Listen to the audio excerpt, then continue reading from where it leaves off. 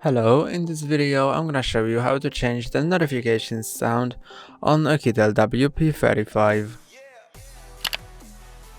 To adjust the notification sound, go to Settings, then go to Sound and Vibration, then Default Notification Sound, and now when you choose one of them, you'll hear a preview.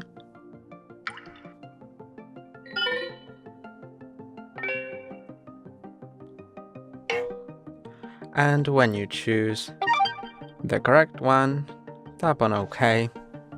And now the notification sound has been changed. That's all for today. Don't forget to like and subscribe. See you next time.